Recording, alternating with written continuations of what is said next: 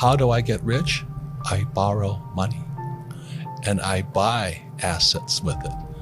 The poor person borrows money and buys liabilities like purses, cars, houses, and they get poorer and poorer and poorer. Understand that the rich and successful are creators. They create opportunities, they create relationships, they create money, they create content, they create jobs, they create things that give them a sense of fulfillment and significance. Everyone can be rich? Everyone can be rich. Everyone. Here's my thought exercise. Imagine if tomorrow we could wave a wand and everybody was trained as a scientist or an engineer.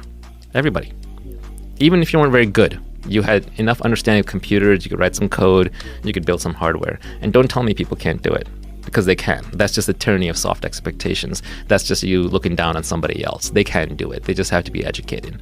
Now, if they're educated all as hardware, software engineers, scientists, biologists, technicians, hard sciences, not the social sciences, we would all be done within 5 years. Robots would be doing everything from cleaning toilets to cooking food to flying airplanes to driving Ubers.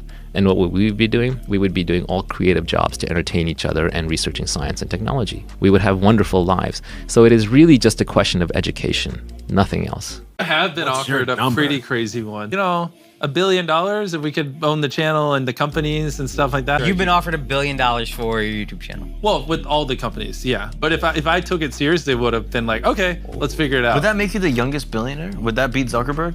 I think the youngest self-made billionaire. Yeah. And I can tell after about 90 seconds, winner, loser. The ability to present yourself physically without speaking a word, your presence, your aura is a big deal. It's a big deal because you only walk into a room and meet new people once. And they're looking at you, you're looking at them, and it's how you deal with that nervousness, that nervous energy. I challenge anybody to do the following. Take 4 subjects: sales, negotiation, human nature, and money. 4 topics. Read every book on negotiation, above 400 reviews on Amazon, that's 4+ star. Read any book that's above 4 star, 25 of them, 400 reviews on sales. Read any book on human nature, psychology, persuasion, any of that stuff. Read any book on money with 400+ reviews. Read principles, like things like that by Dalio, by Buffett. And for 2 years, obsess over doing that. For 2 years, obsess over doing that. 2 years later, work your ass up and improve. Come back to me 2 years from now. Matter of fact, you won't even come back to me because you forgot about it because you're killing the marketplace. The market rewards people who outwork and out-improve. It's proven. How rich are you?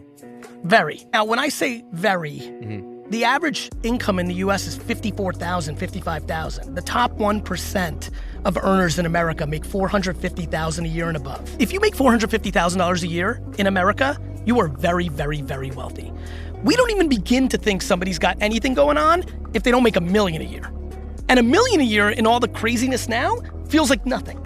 The other thing that the rich and successful have mastered is that they are non-negotiables. There are non-negotiables in their life. Understand that you got to have non-negotiables, and those non-negotiables really are the things that keep you focused on your zone of genius. I don't believe there's a person on the planet who pays attention, tries their best, is never lazy, is on time, works hard, has a mentor, and is giving it his all, who isn't rich. I don't believe it. I think that if you do all those things, you're rich. And if you don't have any money, you're missing one of those key elements. We have to understand the purpose of money. So the company is the car and money is the fuel.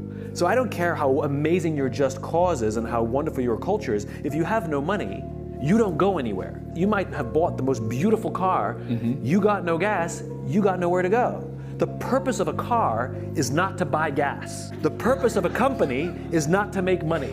The purpose of a car is to go somewhere. And fuel helps you get there. Right. The purpose of a company is to accomplish something, to advance a greater cause, to contribute to society, and money will help you get there. The banks run the world. The rich run the world. They don't care if you're communist or capitalist. But let's say you save $1 US or €1, 1 yen. The banking system can lend out 10. And then they tell you to save money. So they want you to save money so they can lend out your money 10 times. So your dollar became worthless 10 times over. So that's why you don't save money, is because your money is becoming worth less and less and less and less and less. Banks are getting richer and richer and richer. In business, we don't realize that you can try to beat everybody. I want to be better than anything you ever do. But it doesn't mean that your winning comes at my expense, nor does it not mean that I can't give you roses when you're fucking dominating. And in business world, people don't treat it that way. It says, I want to create a legacy around business that's slightly different. To me, that's more interesting. How many people show up to my funeral because I did it right versus did I buy the fucking jets? Nobody gives a fuck. You know how many rich fuckers or people that have done crazy things die and we're like, cool. And it's like, but if you fucking leave a positive impact, like that's fucking cool. The other thing that rich and successful people do is they're ruthlessly guarding their time. Listen, your time is being pulled away from you left and right. People want your time. Social media wants your time. People want a piece of you. The more successful you get, the more fame you develop. You are going to get hit up by people who want to get a piece of what you have, right? If you are not ruthlessly guarding your time, you will very quickly run out of time, and you won't have time for your family. You won't have time for your health and fitness. You won't have time for your business because you'll be out there doing too much for too many people. Now, the question is, and I always ask this, who's got my money? You should be pissed off about it. Should be like, who's got my money? Not in a form of protest, but from a hunt standpoint. You know, I was 25 years old and I was broke. I had no money, but I got pissed off about it. I'm like, who's got my money, man? Who's got what I want? Who's got my dream? Who's got my business? That's what people need to ask themselves today. The wealthy are getting wealthier because the wealthy play by a different set of rules than everybody else. So if you want more dollars, get more relationships. Now people say, well, Brad, so you're telling people to use people?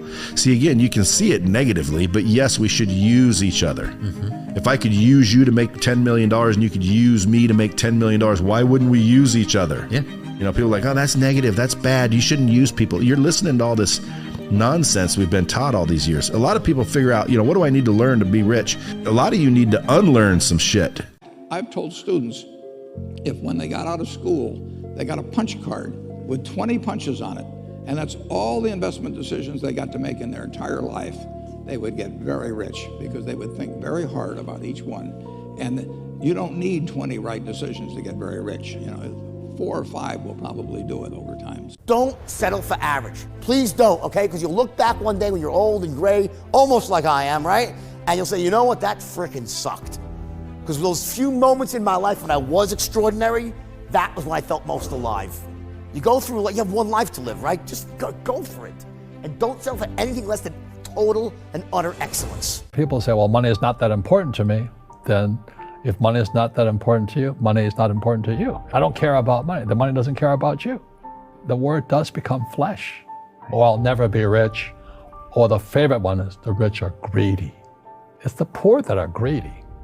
You know, if you think about it, because to be rich, you have to give something. You know, I have to produce books and games, and I purchase real estate, I provide housing, provide jobs and all that. That's why I'm rich. But greedy people produce nothing. Every day I get a reporting on my cash account. First thing I look at every morning is my cash accounts, every account. And I look at it for one reason. How can I get rid of this trash? Cash is trash. Wow. I want to get rid of it because as soon as I get rid of it, what I do is I replenish it. If you're good at money, if you're good at getting money, as soon as you get rid of it, you'll replenish again. And I just push it off into things that are very low risk, not moderate to high risk, but very low risk and provide me with cash flow. What are some other things besides housing? Nothing. That's it? I wouldn't touch anything. Really?